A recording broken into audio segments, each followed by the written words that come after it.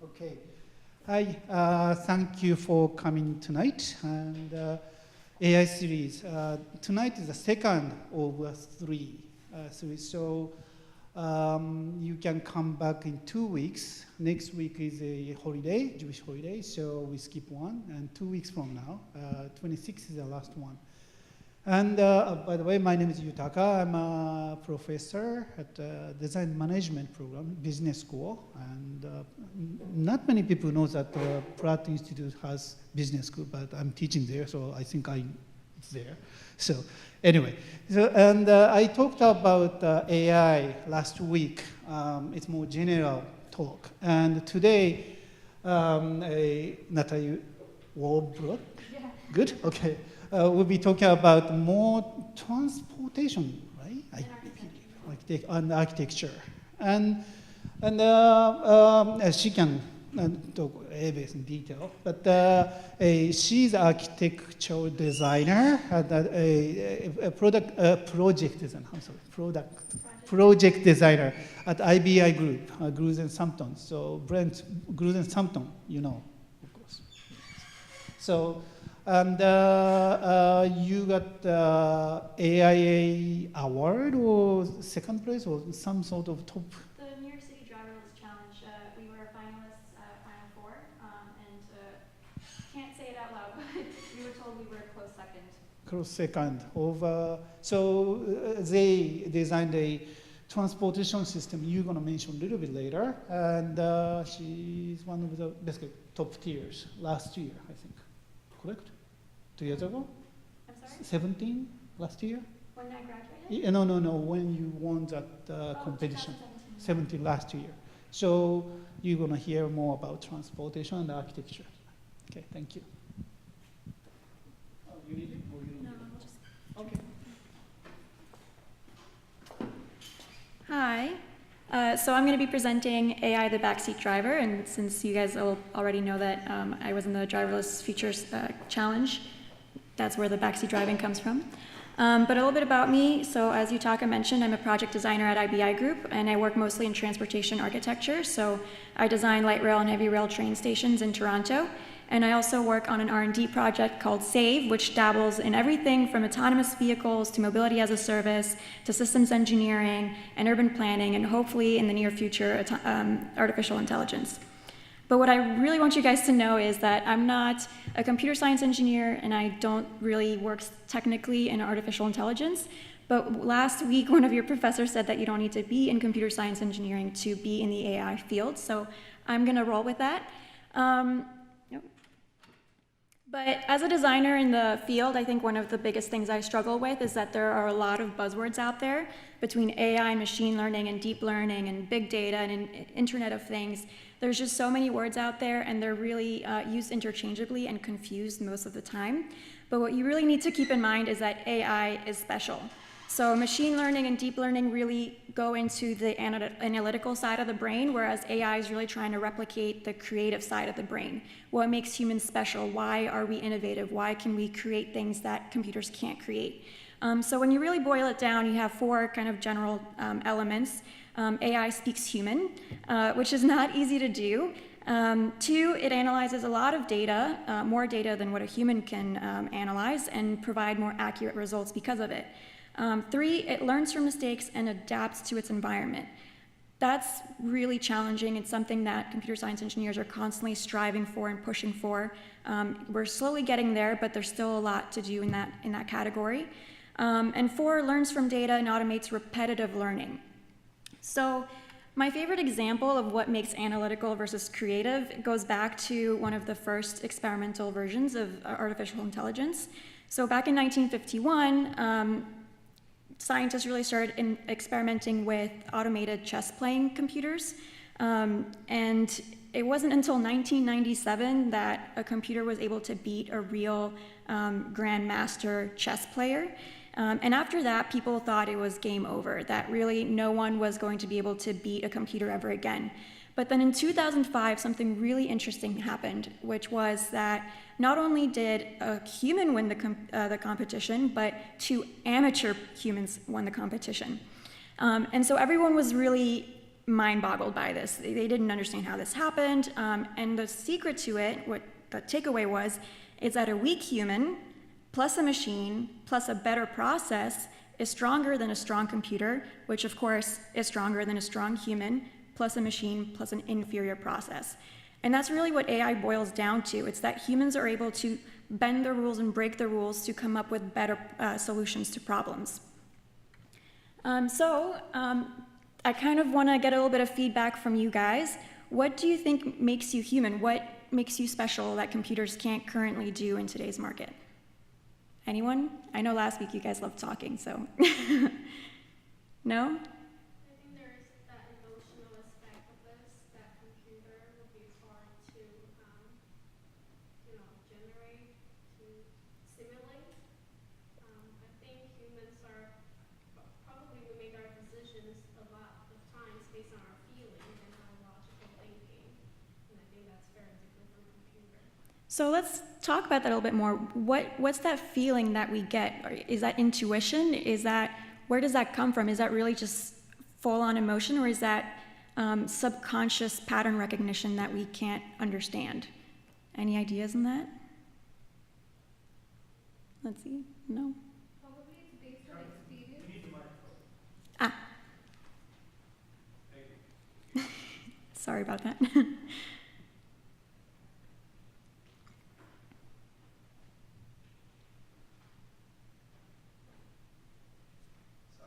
No worries.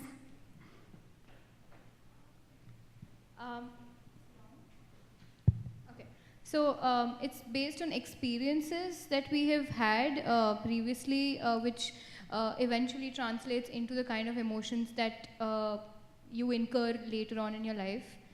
And yeah, and also memories. Memories also induce certain kinds of emotions, like some sort of a situation may induce a different emotion to someone as compared to somebody else. It can also be subjective because of your experience and your memories that you have built over time. Yeah. Awesome. So now having thought of that, so these are some of the products out there that either claim to be AI or are AI. How does this actually tie into what we just spoke about? Do any of these products actually do that? Any opinions on that? Does anyone think that there's something on here that claims to be AI that maybe isn't?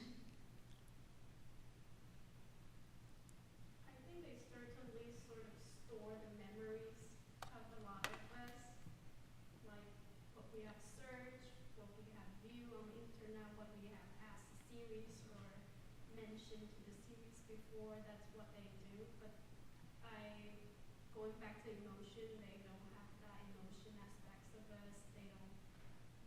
They don't have this brain emotion processing in the brain that takes in information, takes in the emotion side of the information and process it using a biological way and provide this mental shortcut that we all have.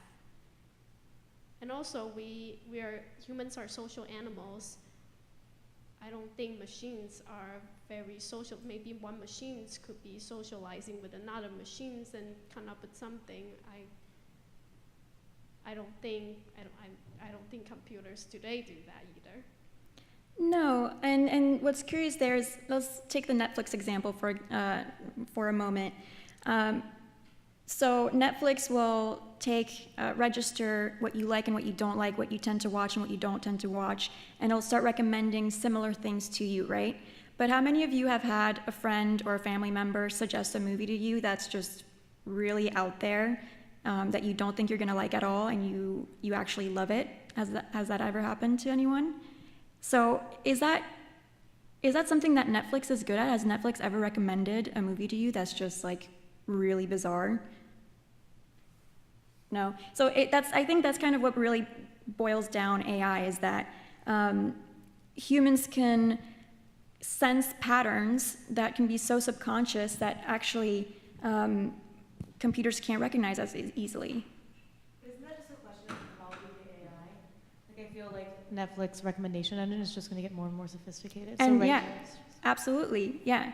So a lot of these, if not all of these products are on their way to AI for sure, but they don't necessarily match what we see in our movie screens, do they?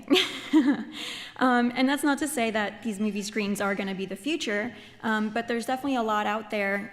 A lot of the AI that we're dealing with is just scratching the surface of what the future could be. And I think that's what's really exciting. And I don't know, just a very quick side note as well. Does anyone here know anything about the Asimov book series? No? Okay, great. Yeah, the Asimov book series is really, really awesome because Asimov essentially claims that the difficult part isn't really programming intelligence, it's about the real difficult challenge is programming morality. Because morality is a real big gray zone, and that's essentially what life tends to be. It's just a lot of gray, and sorting through all of that data isn't necessarily clear. It's not really direct. And so yes, it touches on the quality, of course, of the AI as well. But I don't think that I think we need to keep looking towards the future, especially as designers, because AI is going to affect every single field out there. And we can't be thinking about what AI is doing right now. We have to be thinking about what AI is going to be doing in the future. Very quickly, I'm going to transition very roughly into architecture. Does anyone here, how many architects in the room, anyone doing BIM or Revit or any of that kind of work? Your students are, okay. So I'm going to play a very quick video essentially describing what BIM is, so that then we can talk about it. These days, a growing number of architects, engineers, and contractors are using BIM. And here's why. Global trends are making AEC projects more complex, while advances in technology are helping industry professionals work more efficiently and effectively. This is where BIM comes in. BIM is an intelligent model-based process that connects AEC professionals so they can more efficiently design, build, and operate buildings and infrastructure through BIM, or Building Information Modeling. With BIM, designers create digital 3D models that include data associated with physical and functional characteristics. The power of BIM is how it allows architects, engineers, and contractors to collaborate on coordinated models, giving everyone better insight into how their work fits into the overall project, ultimately helping them to work more efficiently. The data in a model defines the design elements and establishes behavior and relationships between model components. So when an element in a model is changed, every view is updated, with the new change appearing in section, elevation, and sheet views. You can use the information in the model to improve your design before it's built. Gain faster buy-in and approvals with realistic visualizations. Convey design intent to the field. And, most importantly, retain model intelligence from concept to construction. BIM provides insight into a design's constructability, improving the efficiency and effectiveness of the construction phase, and also providing a better understanding of the building's future operations and maintenance.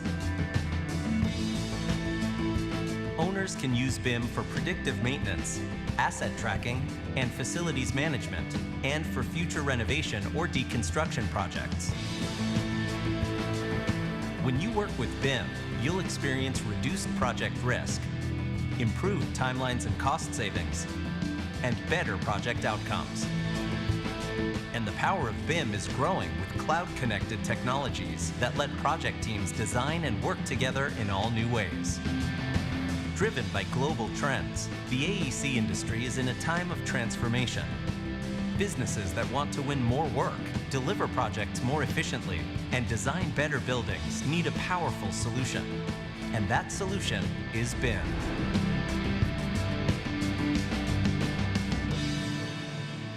Okay.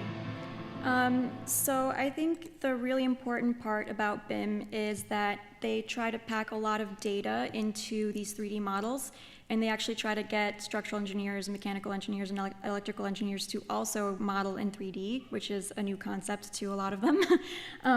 And with all of this additional data, now they can analyze a building from the full life cycle, so from design all the way through to operations and maintenance.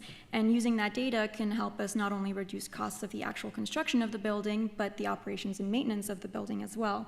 But something that I think gets lost in practice is that when you pack a lot of data into a 3D model, you make it harder for the humans behind the screens to actually work with the information, and it's a lot harder to collaborate and coordinate because you're not just worried about modeling a 3D building, but now all of a sudden you have a shorter timeline.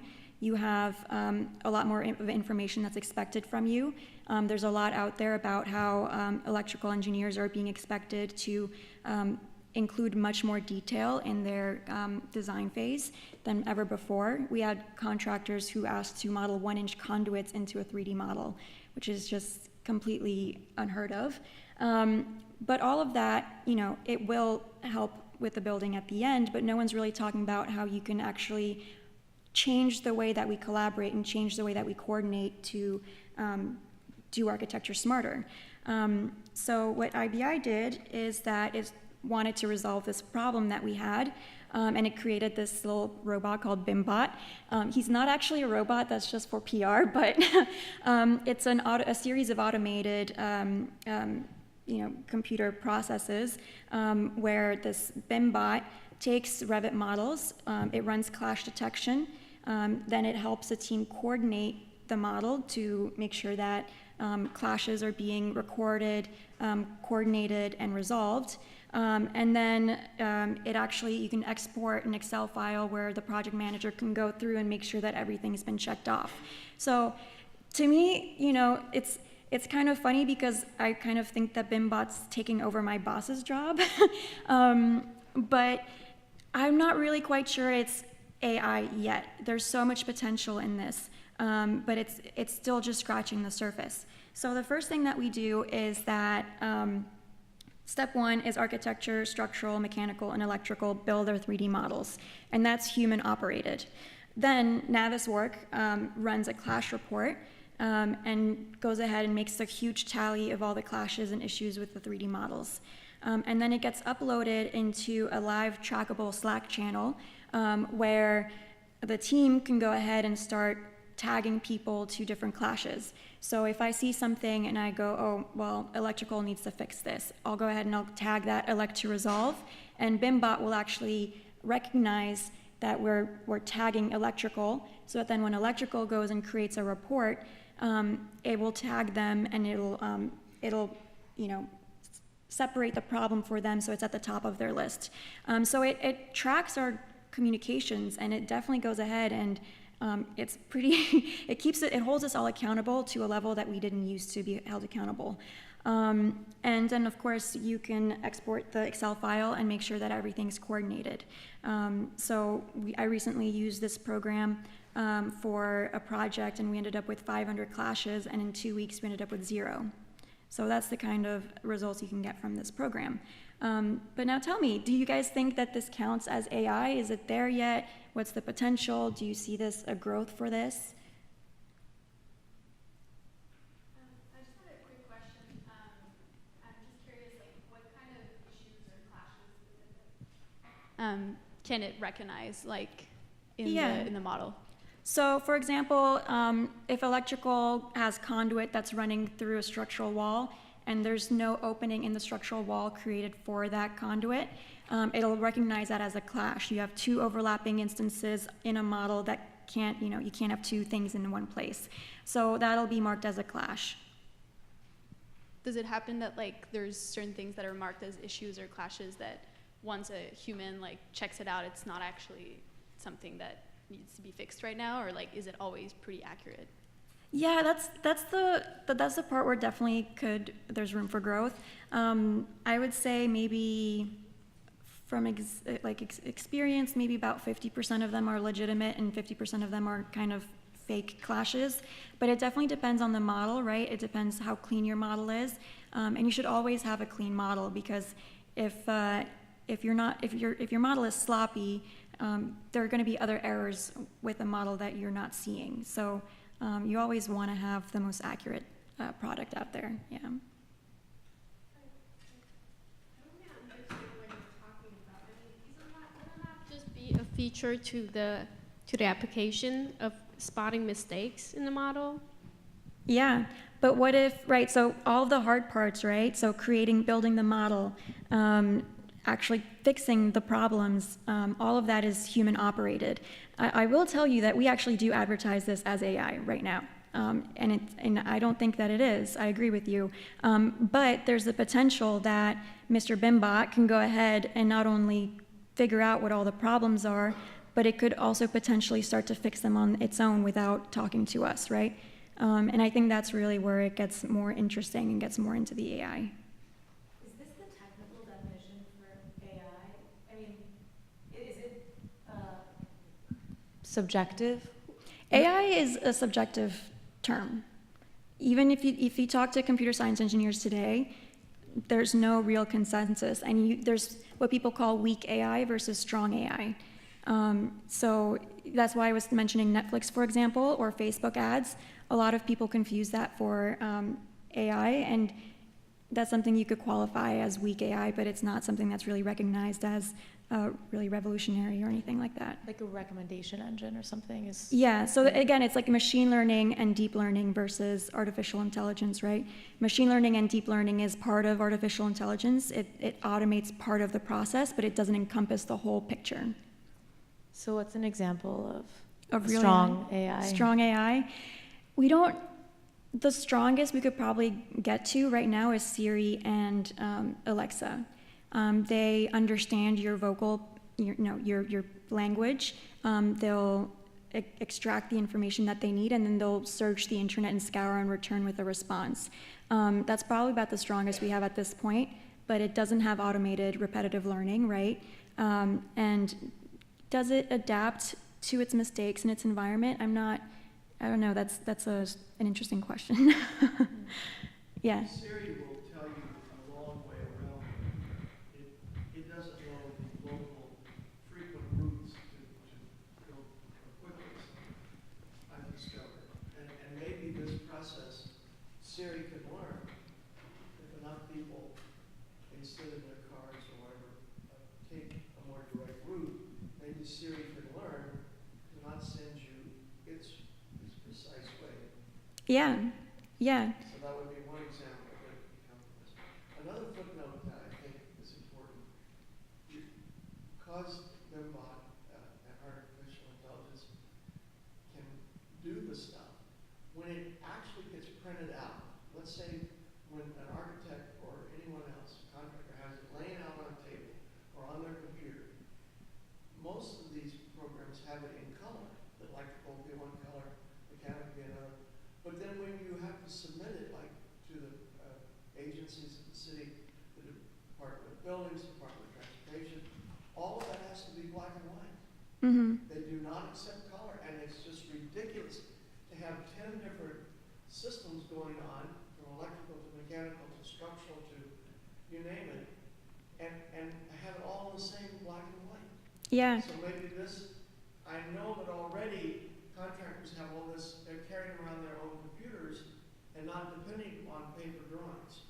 Yeah, absolutely. Are you seeing that happen too? Oh, no, absolutely. So I was about to mention, so I work in transportation architecture, and we actually work on P3 design build projects.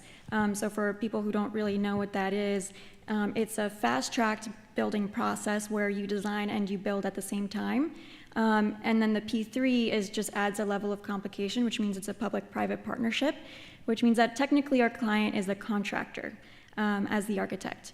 And then the contractor is a client to the city. But as the architect, usually you're responsible to the people, to the city. That's usually how it goes. So it was a very interesting project, and our submittals, our requirements by the city was to submit in 2D microstation PDF drawings. but the contractor refused to accept that and required a Revit model, a BIM coordinated Revit model. And what ended up happening is, instead of working in the BIM model, in the Revit model, and then exporting the information into PDF, we were required to design and draw the building twice, once in the 3D and once in the CAD. And that became really, and it was a really challenging process, to say the least, because it's challenging enough to design the project once, but to design it twice, and to constantly be coordinating and trying to figure out which one's more updated. Is the microstation more updated, or is the Revit model more updated? It really added a level of complication. And now, we're starting to change that a little bit, and we found a process that allows us to satisfactorily extract the information into PDF format. But it's not always easy, because the client doesn't always allow you to do that. But we're kind of straying away from AI there.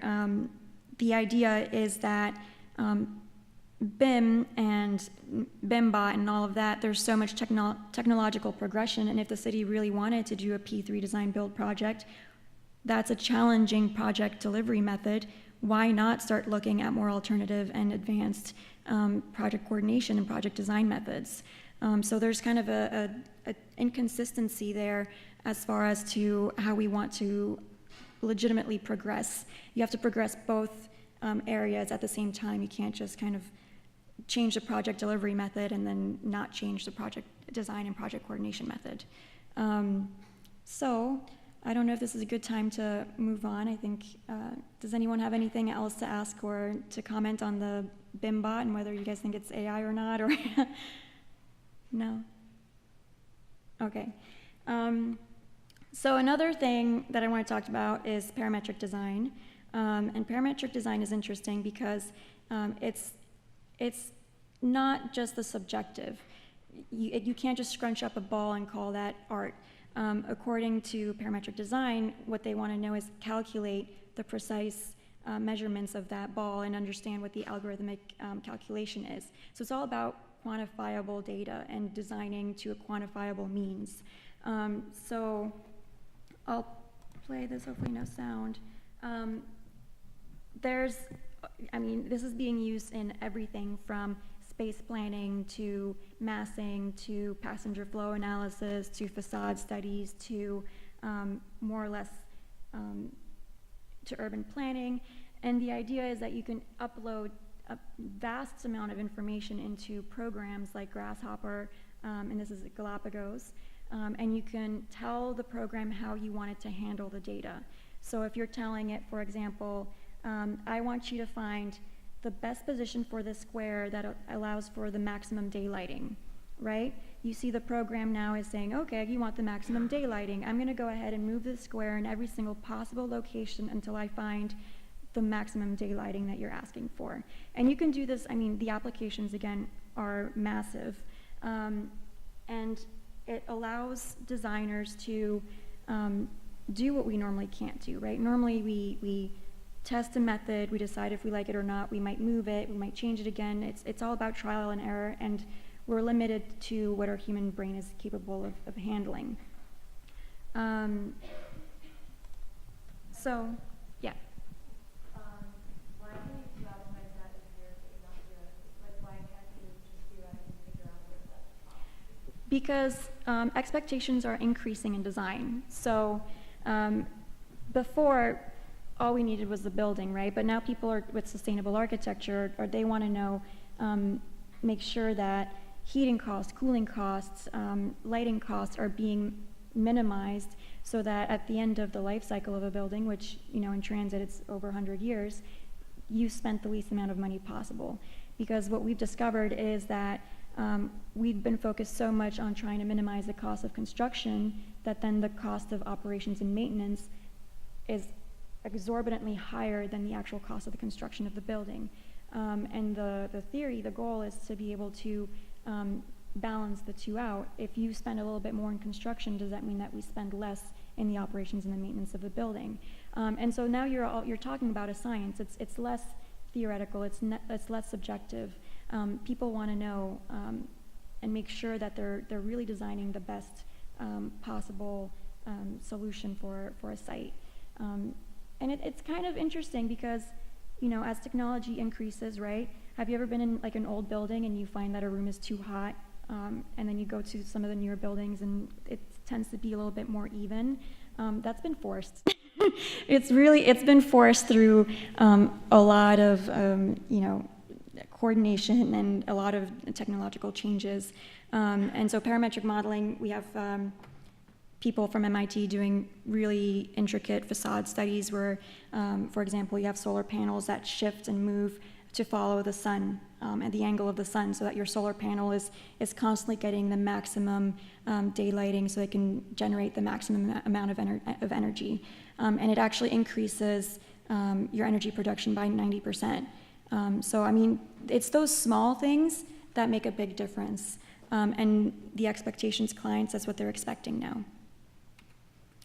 So what I think is interesting is this is something that we're doing at IBI Group, is the application of parametric modeling to urban planning. So what this guy, Jason King, does is he designed a very, very elaborate grasshopper script that includes everything from demographic data to urban densities to zoning, existing bus lines and bus routes, and the client goes, okay, I want to create a whole new bus route and I want it to be in the most optimal locations. I want it to be near a school, I want it to be with this much urban density, I want it to be,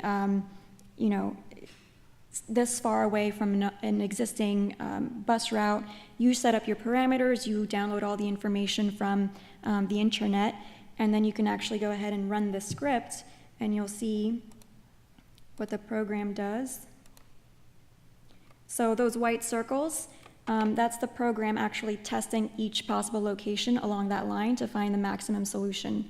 And what's interesting about this is that this is something that cities used to do on their own, and it would take them, I mean, you're talking about 6 months to 2 years with a staff of 5 people to do, and now you have one guy, one script, and 2 hours, and you have the answer. So people are really starting to apply technology in a way that we hadn't before, and it's saving a lot of time, a lot of man labor, and just making things a little bit easier. And parametric modeling, while it's not quite what we imagine AI to be, as far as your typical movie solution, it does. Well, I don't know. Would you guys consider that to be human language? The scripts, I don't know if that's really human language, but it can definitely analyze a lot more data. It provides much better results. It does adapt in the way that you can use the same script, just download different information, and you'll come up with a different answer. So it in a way, it is adaptive, but it doesn't really learn, it doesn't have repetitive learning, which is still in progress. But parametric modeling qualifies as machine learning, so it's not artificial intelligence, but it's a part of the puzzle. So that's something that we're doing. Other things that people are exploring are water energy optimizers. So making sure that we're minimizing water use in buildings, taking advantage of rainwater, reducing water usage in the morning to improve water usage in the afternoon. I mean, I'm not an expert in that subject, but that's something that we're looking at. You have smart city platforms, where we'll talk about that a little bit more later, because that involves my R&D project.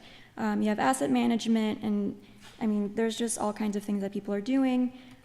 So we're not going to go into all of it. But as a designer, why should you guys care about artificial intelligence? Why should we keep progressing this? Why should we strive to use artificial intelligence in design? The world's becoming more complex, I would say. And when you think about our ancestors, the kinds of things of just like laying out a street in Manhattan, I mean, it was a different world. Even below ground, there was hardly anything until subways came along. So the today you have this utter complexity of not only the physical stuff, but all the, I'm amazed that in any little bit of air, in that bit of air, all of this worldwide communication is occurring at your fingertip. And then you plug your computer in to pick those waves up. I think it's going to, I hear that it's going to get more complex. And I also wonder how can the human body take all this impact of these millions upon millions upon millions of, I would call them rays, bits of information, but I know it's not called that. But it's in the air. It's worldwide, within certain distances. Obviously, the communication through artificial intelligence doesn't travel, let's say, across the Atlantic very easily, unless there's satellites and all that involved. Yeah, and what about our demands as well, right? I think as humans, we've grown to become more demanding. We want things faster, we want things more customized, we want things now. And in order to accomplish that, we need to be able to create computer processes that can give you what you want, because there's going to come to be a point that humans just can't figure it out on their own. So as designers, or you guys are all designers, right? I'm kind of assuming here. Okay. Do you design products or do you design lifestyles? Do you design culture? What do you guys say you do?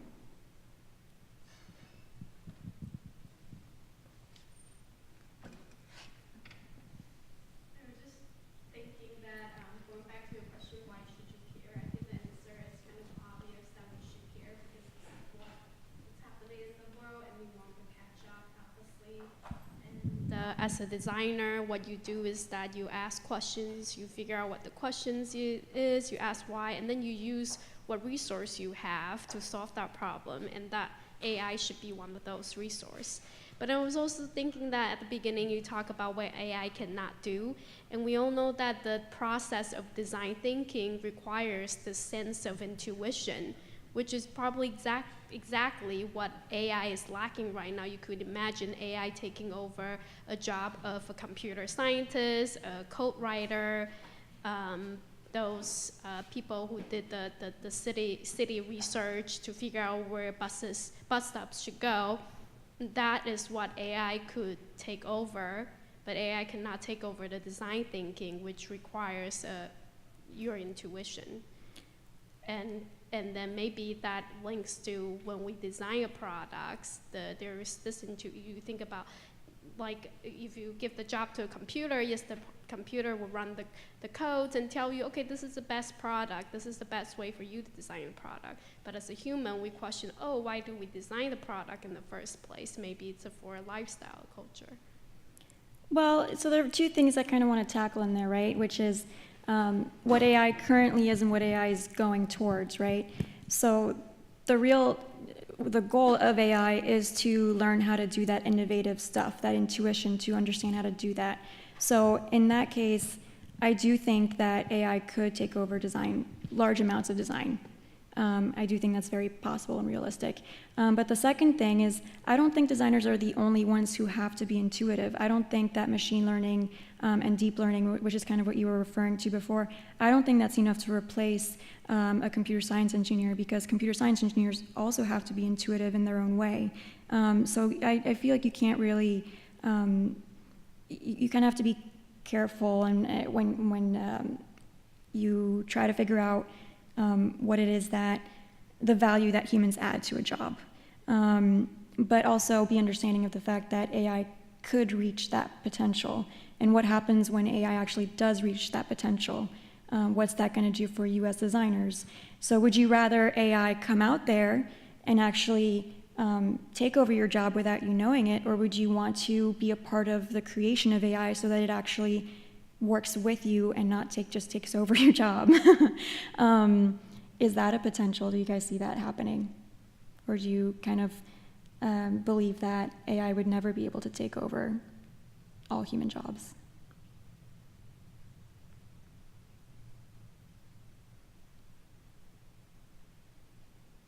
Okay. It's something to think about. Well, really, for me, when I asked myself that question, what I was interested in is that designers design backwards. And in the 1920s, when the automobile was first designed, constructed, that's not true. When in the 1920s, Ford T20 was allowed for the mass production of automobiles. And at that time, I think the only thing people really focused on was just designing this car, building this car. And after the car was built, then we started thinking about all of the applications to urban planning. And now we have, you know, large infrastructure, ginormous highways and interstates, and we have congestion like never before. And with all this ride hailing and ride sharing that people are doing now in Ubers and Lyfts, there are 83,000 Ubers in New York City alone.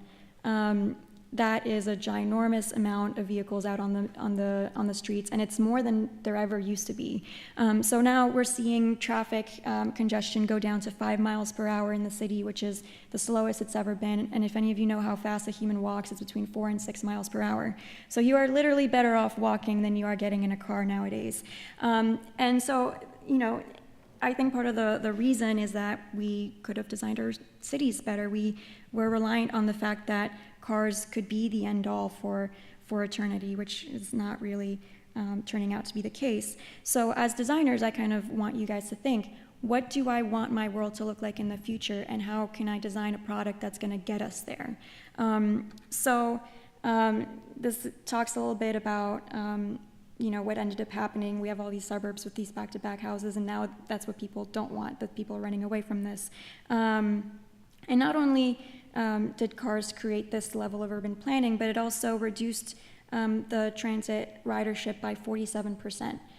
That's a lot of reduced ridership. That's a lot of money that's being lost. It makes public transportation harder to fund and harder to stay afloat.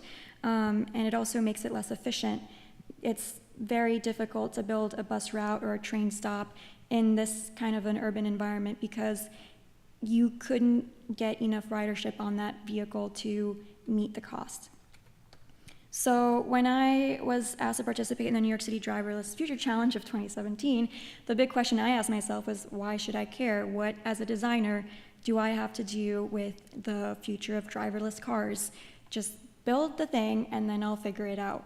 And so the more I've done my research, the more I realize that tech inventions really do have the power to change everything, and we should really be part of it from the beginning.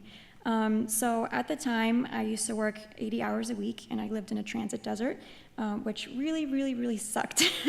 I don't know how many of you try to ride the subway at 11 p.m. at night on a Monday or Tuesday night, but it's impossible. You never know what your train's gonna do. You never end up at your home stop, and I ended up having to walk next to the graveyard most nights, 30 minutes. Not fun to do if you're a young female working late at night. So the idea that what I really wanted to do out of this competition was to create a safer environment, to be able to start to fill in some of these transit deserts that you see on the map. All that pink is transit deserts, is transit desert space, which if you think about it, that pink is where all the affordable housing is. So this is a huge equity concern. And just by adding a car to your public transit, you can expand the radius all the way out to the outer boroughs and access housing that's as cheap as $280 per square foot. And not only can you improve access to affordable housing, but if you think about it, all the green dots are on the map are accessible transit stops. So your catchment area really isn't that pink. If you need an accessible transit stop, your pink area becomes much larger. And if you're trying to access an express stop, for example, if you're traveling long distances, again, your catchment zone is much different. And yes, you can transfer from a local to an express, but you could save yourself as much as 15 to 30 minutes just by getting on the express in the beginning from the get-go. So those are the things that I was interested in. And while I was doing my research, I wanted to figure out what driverless cars could do for city life. So this is a video that one of my colleagues put together that kind of briefly goes through that.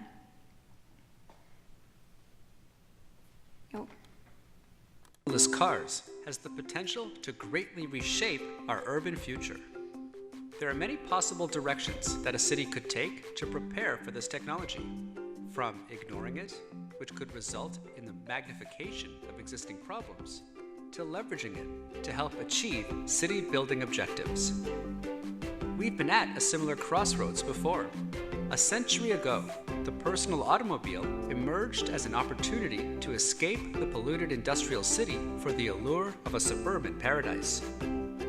Building car-oriented neighborhoods to accommodate city growth seemed to be the way forward.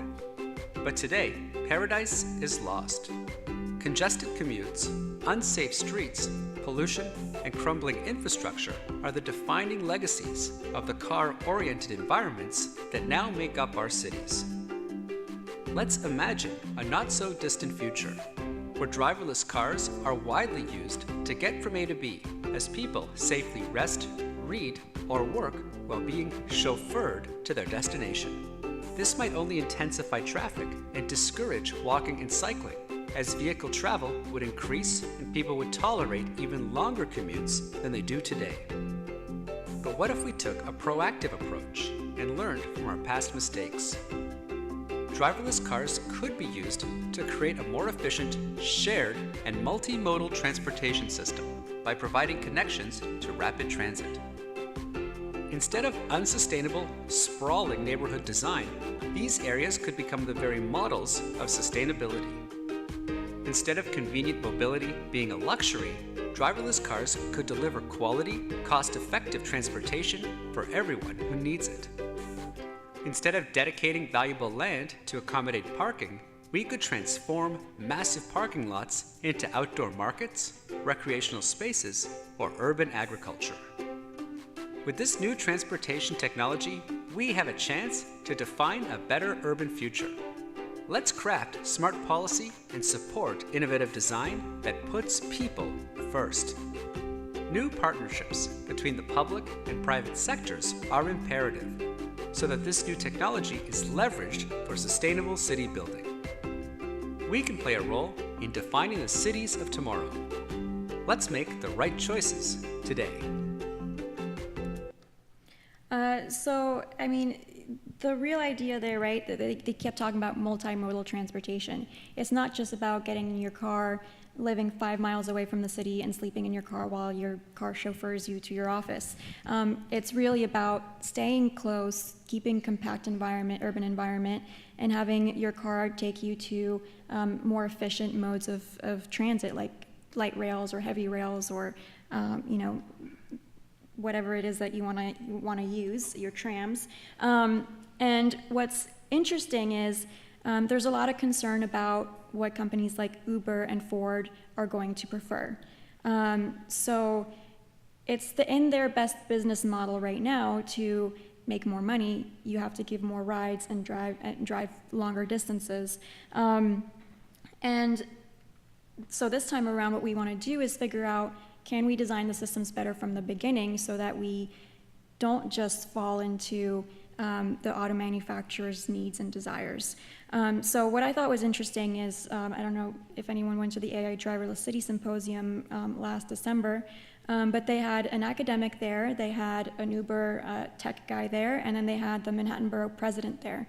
And each one of them was asked to say when they predicted autonomous vehicles to be out on the streets by 50% level, so 50% of the cars being autonomous vehicles. The academic said 2025, that's not too far off. And then the Uber specialist said 2035. And the Manhattan Borough president said 2050. And that's a big problem because a lot of regulation ends up being comes too late, right? So in the 1950s, when people were designing housing developments, what happened was that the policy came too late. And now, with the driverless cars here, the Uber guy actually went ahead and said to the Manhattan Borough president, listen, we're going to define policy, and you can either join us or you can stay behind. And that's a really dangerous thing to say to a government official, because at the end of the day, the person who's out there for your interest is going to be the Manhattan Borough president. So as an architectural engineering company, we want to fix that. We have the interest as government is our client, so we want to make the government happy for sure, but you guys are also our client, so we want to make you happy. And so this is what we came up with for the competition.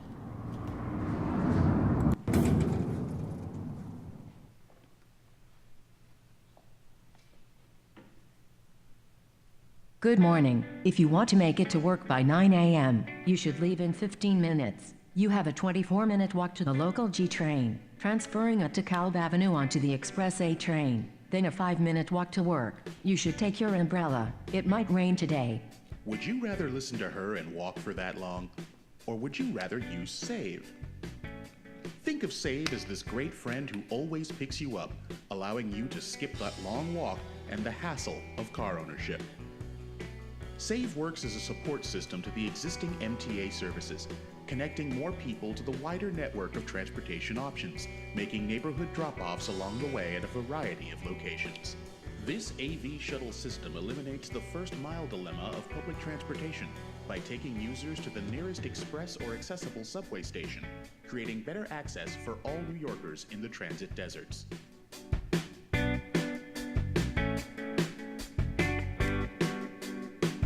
Now, before using Save, this was a typical morning for Emily and John.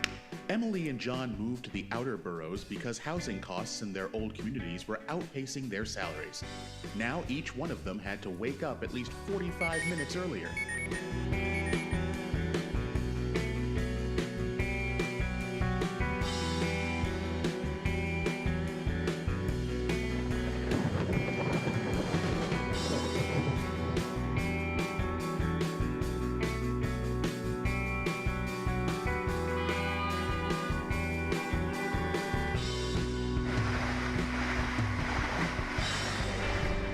But now, using Save, those who live in the outer transit deserts of the city are no longer limited by the gaps in the public transportation system.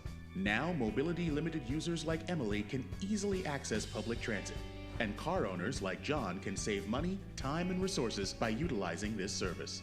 Save begins by dedicating a fleet of AV shuttles that operates within a designated catchment zone in the transit deserts, therefore reducing passenger wait times.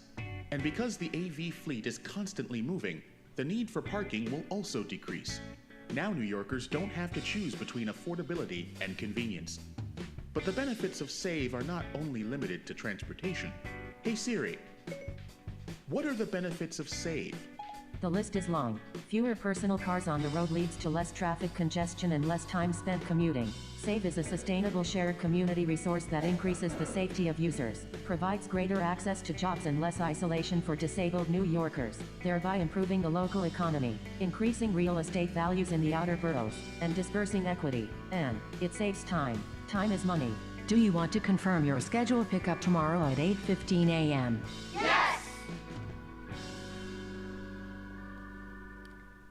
So this video really talks about mobility as a service, multimodal transportation program platform, right? But what we missed there is the system behind that. So very quickly, I'm going to run through something that our computer science engineers ran through over the summer and try to break down what the potential is and see where the AI could actually kick in.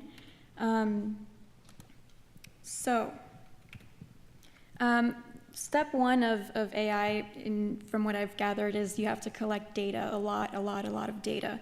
So if you have a multimodal platform, you're collecting data not only from city bikes and from ride-sharing cars, but you're picking it up at the transit facilities, you're picking up just walking. Whenever you go ahead and log and register a ride, you're gonna be gathering that information. And then on top of that, we also want to gather all of the other potential information that's out there, right? So, for example, business information. Where are the streets? Where are people going? Why are they going there? Is it because it's an essential business district? Is it because there are stores? And we're just gathering and collecting that data.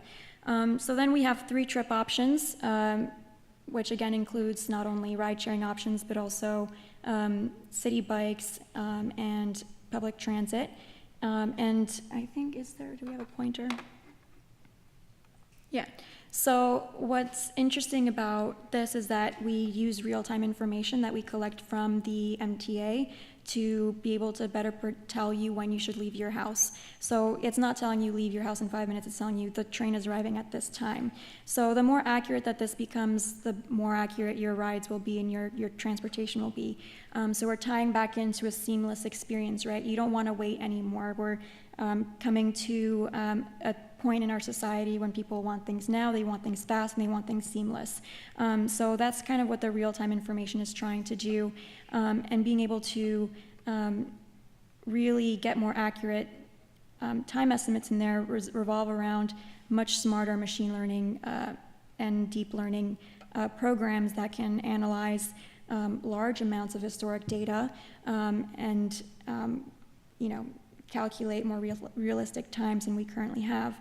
And then the other thing that we have here as well is that we predict when you will arrive at your final train station, so that if you are going to pick up an Uber or a Lyft on the way back out, we can actually hail your ride before you get to the train station, so that by the time you end up at your train station, the Uber will be right there at the door, and all you have to do is walk up and right into your car and walk away with 0 minutes of wait.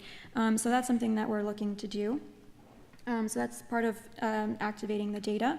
And then another thing that we do is analyzing the data. So it's not just about collecting random points, it's about attaching additional information to those points.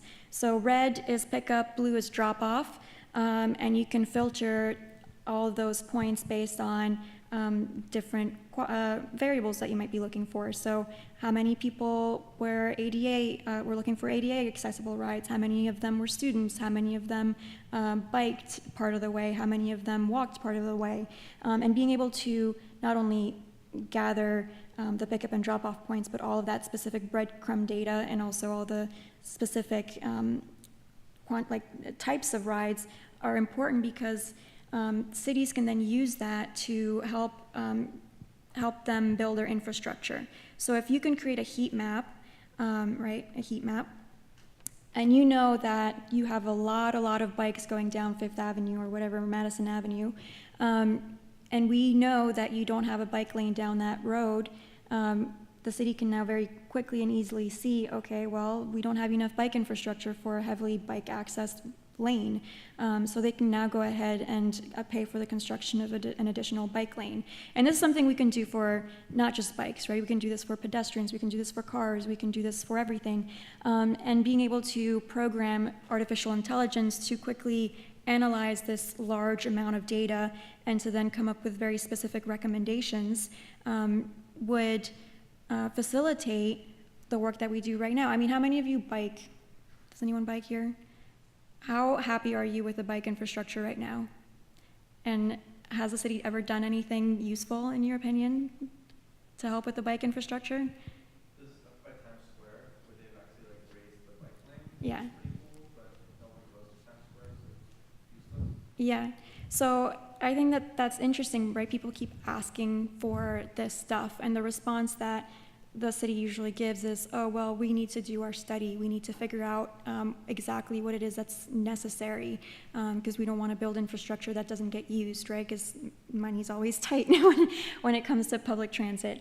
So this is intended to facilitate that, right? It's not just people petitioning for an additional bike lane. It's the facts are right in front of you. You have 200 people per hour riding down the street. We need infrastructure. And you can't hire enough people to actually manually go through all that data. So that's kind of what that's about.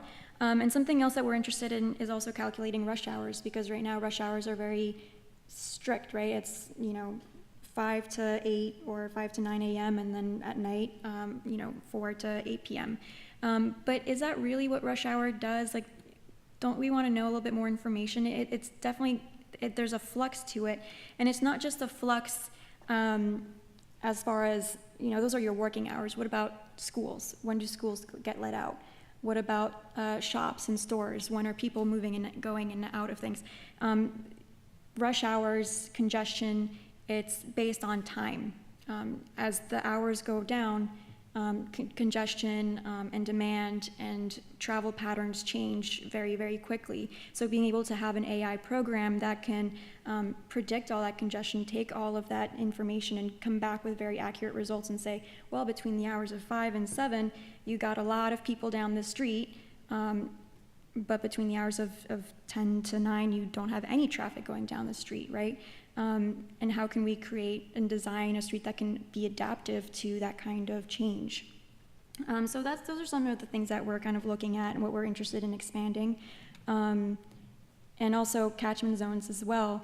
Right now we just have very strict linear catchment zones that don't ever change, but they also change based on an hourly basis. What about when there's a subway maintenance? What about when there's a delay or a sick passenger? Doesn't your catchment zone change?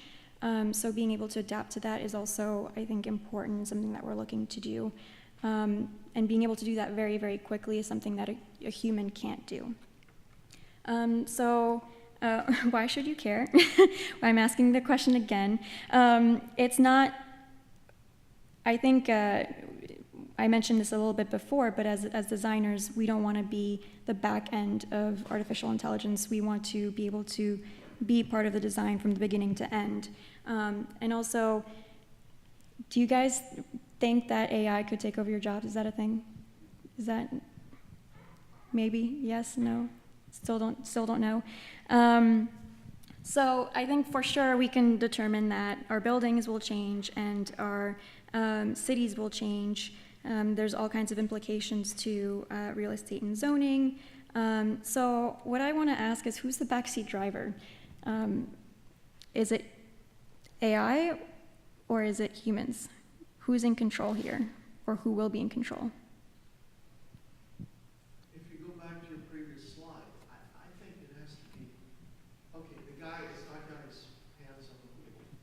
So obviously, it's a driverless car probably, but we almost hear hourly in the morning news. It's someone the night before, some crazy car has run up on the sidewalk and killed someone. So I think we have to have both. The AI can take care of trying to get you through traffic and even sense the cars around you and how slow or fast they're going. But then if something happens and someone quickly darts across a lane and causes people to have accidents, that's when you need to have the guy take over the wheel. And no one talks about that in driverless cars. Why can't we still have the driverless car working through the computer aspects, but then also have that ability for a human being to take over in an emergency? And no one ever speaks about that. We do actually talk about it. So autonomous vehicles, there are 5 levels to them. Level 1, 2, 3, 4, and 5, obviously. And level 3 is what we currently have out on the streets. Level 3 is semi-autonomous, which means that it's not the car that's driving, it's supposed to be the human. So whenever there's an accident, a lot of the accidents that you've seen nowadays with Tesla and Uber and all of them, those are level 3 cars, guys.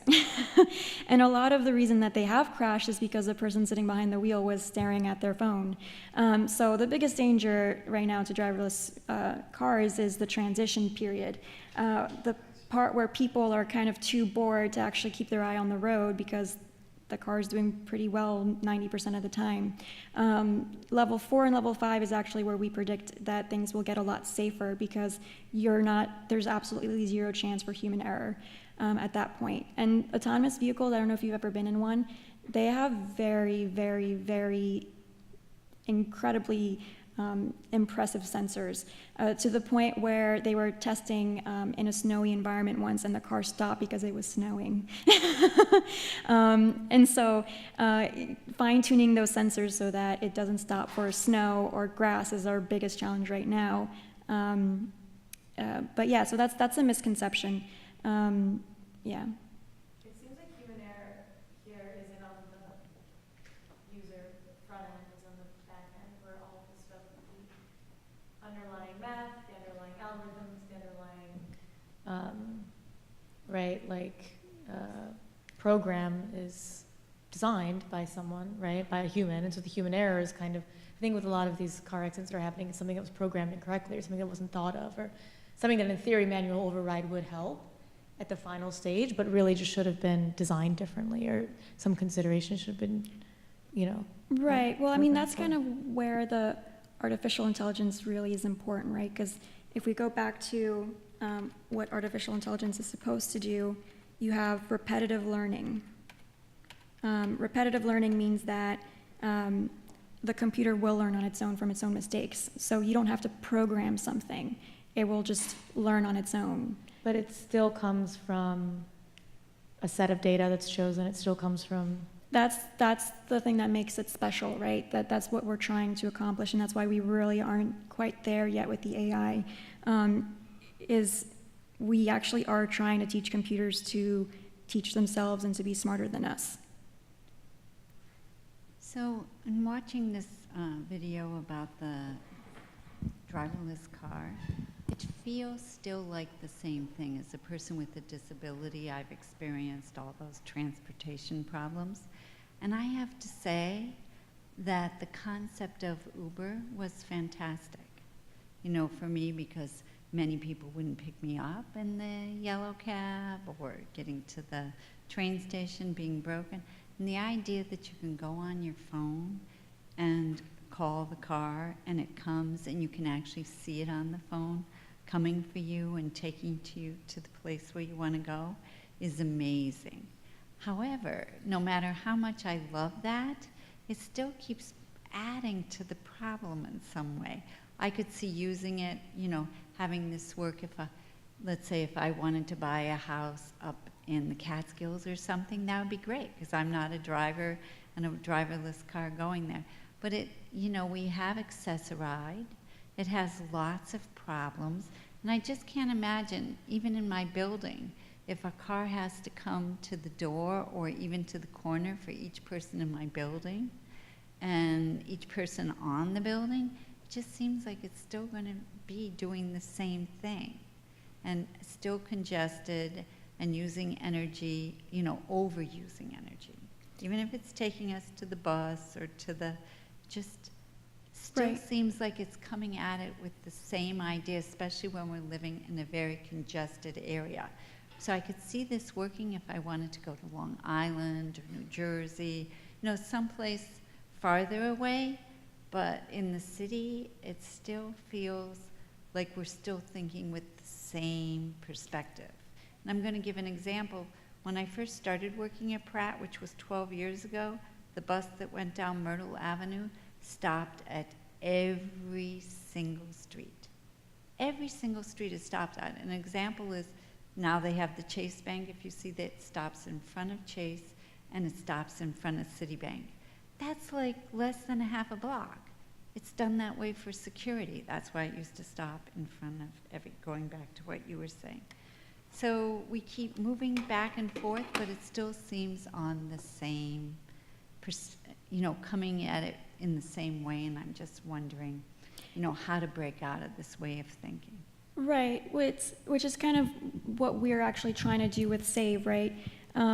We have a lot of the same critiques with Uber, and the difference with Save is that we are not adding more cars to the street. We just want to take the cars that are already on the street, hopefully less, and just use them smarter. So if you look at ant colonies, for example, ant colonies are very good at moving through space and minimizing congestion, right? And the reason that they can do that is because they actually coordinate with each other. And right now you have Uber, you have Lyft, you have taxi cabs, many different kinds of taxi cabs, and none of them are coordinated with one another. None of them are even coordinating with public transit. None of them are coordinated with buses. So that's really kind of the key of the problem right there, is that we don't need more cars to fix the same problem. We need actually less cars working better and working smarter. But in ant colony, you're not looking at individuals, right? No. They're kind of already programmed where they're going to go. And that's exactly what we're trying to do with this AI system, is that we're trying to look at it not as like an individual car, but as a whole big picture and heat maps, right? And that's processing that kind of data. To us, we can do it through heat maps because that's what we can visually process, but a computer doesn't need a heat map to visually process that. They can just get the data, figure out where the congestion is, deviate cars that are not in the right location, send cars out if there are too many of them, but being able to create a program that makes those decisions on its own without us present is what's going to make that happen. And right now we're still all dealing with 511 programs or operators and taxi, companies sitting at home going like, oh, we need a ride, at this location, someone go get it. That's never going to work. If we really want to work as one mass and not look at each individual car as an individual, but as like a colony, we need better programs and we need artificial intelligence for that. So that's kind of where I see really the potential with that. Does that make sense? Another aspect about, for example, when you're in a city and you are expected to go to a certain address, it could be 2 blocks away from you. But one thing you can do with Siri is you put in the address and it pops up on your screen of your phone or what have you to say, well, it's here. It's not 20 blocks down. You can walk. You can make a decision. I'm sure that can be much more sophisticated, but reasonable people, whatever their age, can decide to walk a few blocks instead of taking a taxi or taking a bus or waiting for a bus. I find the waiting for the bus problem alone in Manhattan is just impossible. And you also don't know if the bus is going to stop at all or whether it's I forget the word now, but whether it's going to go 20 blocks before it stops. So the idea of you being able to see how close a particular address is to where you are right now, and the fact that the Siri knows where you are right now, that's, I think, very fascinating, that you can make that decision without, and that itself can help by less cars and things on the street. Yeah, buses have an interesting problem, which is that a well-running bus route will cost the city anywhere from $3 to $5 per person. It's not what you pay. You pay $2.50, $2.75. A poorly functioning bus route will cost the city as much as $45 per person. Give you an idea of why buses stop running certain routes or why they get reduced in service. It all has to do with cost. If you're paying $2.75 and the city's paying $45, they're not going to keep running that bus. And the reason that that's happening is because wait times aren't always really great. It's not really as reliable, right? We're talking again about the cultural phenomena of people wanting service now, seamless, and customized. So something that we see being a thing potentially is having this varying scales of transportation that will connect you to each level up, right? So, for example, if you can get in a suburban neighborhood, a series of 5 cars navigating the streets of 2 square miles, and those 5 cars will gather a bunch of people and then take you to a bus stop, you now suddenly have much higher level of ridership at that bus stop, and now you're talking about reducing the cost of the city from $45 per person to hopefully $5 or $3 per person, which is something that they can subsidize. So it's all about this interconnectivity. It's not as simple as here. We like to think that our world looks like the analytical, but it doesn't really look like that. It's really messy, and especially the more levels of detail, the more levels of scales that you have to the problem, the more complicated it becomes to coordinate between all of it. And at this point, we just have a lot of layers of complexity to our cities. And in order to keep progressing and keep giving us better, faster information, we need to be able to process that data and process all of that seamlessly and be able to look at all of the wild little, forks in the road that you might, end up getting to get to a reasonable solution. So, yeah, transportation is really tricky because it's a positive feedback loop. Less ridership means more money, means less service, which means slower waiting times, which means more unreliability, which means less people want to use it, right? And in order to actually make it more reliable, you have to funnel even more money into it. But then at that point, no one's going to want to stick around. because it's just going to cost, like the city won't be able to float it. That's kind of the interesting challenge with transportation, is that you just have too much out there. And again, 83,000 Uber vehicles right now in New York City, that's not okay. It really isn't. That's too many cars. They need to be moving smarter, not more of them. It's not about quantity, it's about quality. And that's where the AI comes in, right? It's humans right now they think they can fix issues by just adding quantity. But artificial intelligence will change that game.